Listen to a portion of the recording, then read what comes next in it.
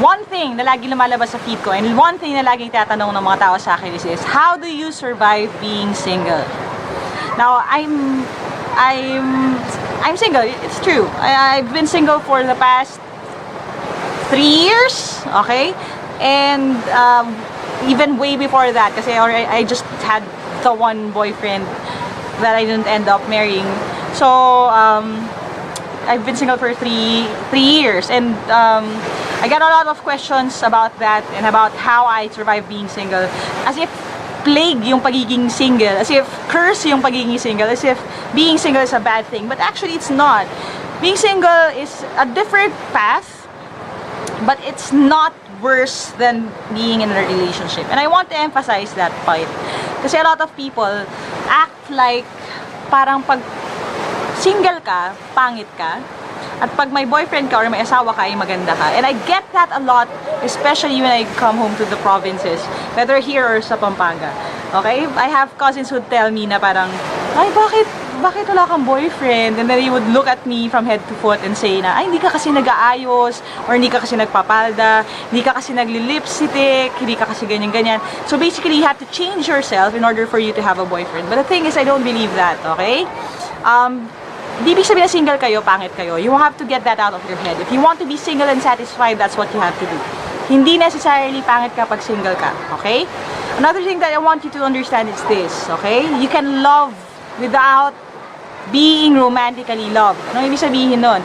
Love, it comes in many forms. When you love your parents, you love your family, love your friends, love the people around you, the way that I love you guys who keep watching these videos, that's still love. So whether or not someone else loves me in a romantic way, I still feel love because I love you guys and you love on me. So when you like my posts, when you pag pinusuan niyo yung mga posts ko, when you comment, or when you send me messages telling me na na-encourage kayo sa message, that's still love. So I don't feel that lonely. So that's what I want you to do then.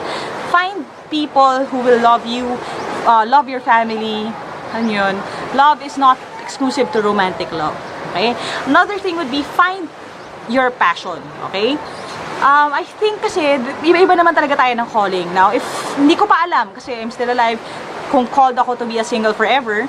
But if so, then let me be the best single I could be. Alam mo, best type of single lady that I could be. I won't spend my time wasting my time, alam niyo yun, on chasing after men if they don't want me. I won't spend my time pining after someone or being depressed kasi walang nagmamahal sa akin or lang attracted sa akin.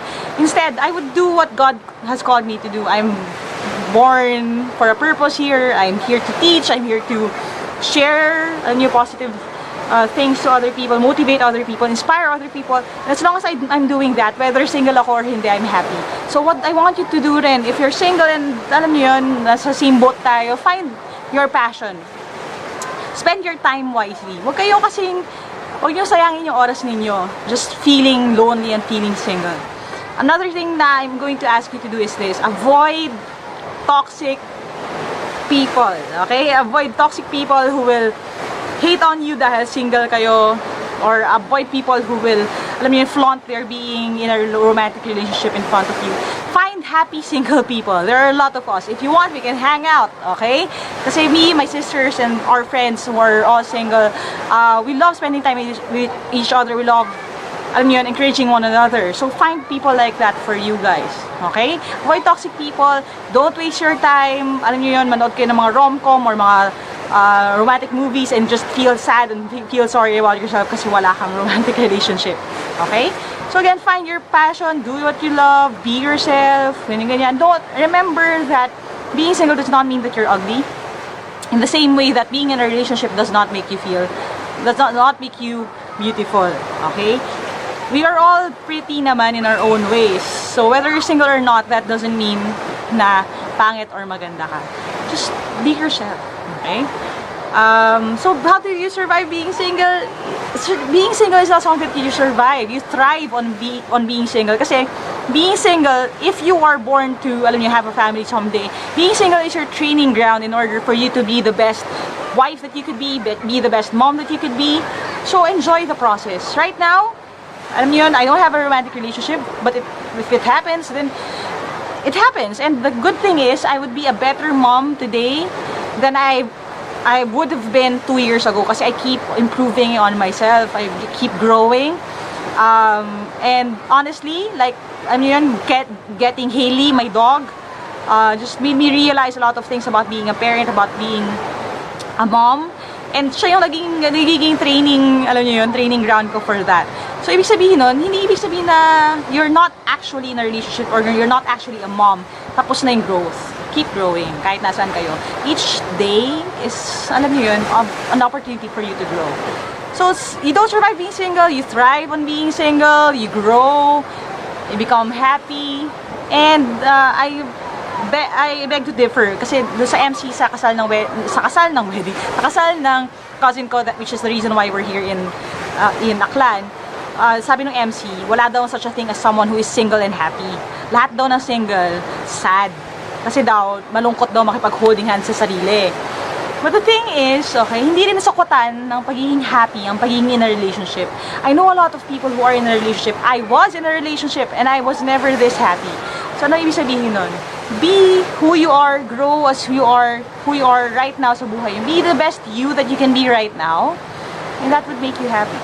Okay? So, happiness is not based on whether you have a romantic relationship or not. You know what? The key to happiness is this, okay? Knowing who you are, what you're born for, doing exactly that. If you know your purpose in life, what God made you out to be, at yun ang pinupursue ninyo, that would make you so much more happy than having someone there texting you or asking you kung kumain ka na be, or kamusta ka na be. Okay? So, sa mga single ladies and single men out there, huwag kayo masyadong malungkot dahil single kayo, okay? Yung mga may shota dyan or may mga boyfriend dyan, minsan nalulungkot din yan. Lahat tayo nalulungkot. Lahat tayo nagiging lonely at times. And the saddest part of being lonely is being lonely with someone. At least tayo, when we get lonely, we have an excuse. Eh, pero kung lonely ka, pero may, someone ka, ibig sabihin, may problem dun, di ba? That's an even bigger problem. So, just be happy doing you, okay? Walang basagan ng trip. Enjoy being single if it's a season in your life. Learn all you can about being single, about yourself, about growing. Kasi remember, when you enter a relationship, you have to sort things out with that person. It's two who will become one. It's not one half becoming one half. So kung kulang ka pa when you enter a relationship, ang dami mga problema niya. So buuin niyo yung sarili niyo. Find who you are, find your passion, do what you can for as long as you can. Kasi right now, I know I have a lot of time kasi single ako. But if I get married, if I enter a relationship, there are things that I have to give. Alam niyo yun? There are times na na-realize ko na if I get married, doing this, going around the country teaching, making videos like this, living life the way I do, will be something na, alam niyo yun, baka hindi ko na pwedeng gawin if I have a relationship or I have a kid. So, I'm just enjoying this part of my journey right now. And I want to have the same things happen to you. Enjoy being you, alam niyo yun, sa moment na to ng life ninyo. Kasi you can only be this you for a limited amount of time. Okay? So, I hope that makes sense kasi I'm rambling, but ang ganda kasi ng sunset ngayon, kaya I keep looking there. So, God bless guys. I'll see you in my next video. Embrace singlehood. Being single is fun. You can be single and sad at times, but forgive yourself, move on, and then be happy again. Alright? Thanks guys. God bless. If you have questions like this, hit me up at www.facebook.com/Lyqa Maravilla. Send me a message or subscribe to this channel then if you like this video. And I'm going to take you everywhere I go starting now. So, pasensya sa mga sloppy editing or anything like that. But I'm going to hopefully grow as this entire journey unfolds. Thank you guys. God bless. See you on my next video.